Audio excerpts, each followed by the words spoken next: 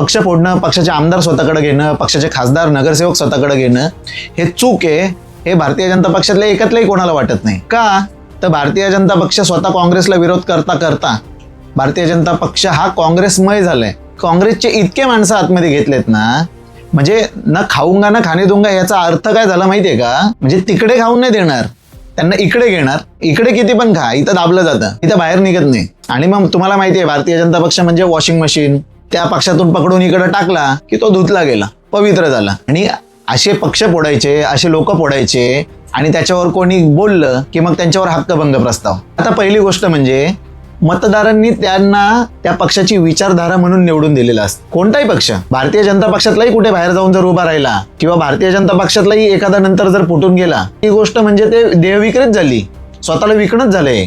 आज जे भारतीय जनता पक्ष करतोय ना, भविष्यामध्ये तेच होणार आहे त्यांच्यासोबत. आज जे तुम्ही पायंडे पाडून ठेवताय ना, आज जे फोडाफोडी करताय ना पक्ष, तुमचाही पक्ष फुटेलच कधी ना कधी. तमिळनाडूत बघा काय होतंय, तुमच्या सोबतही तेच होणार.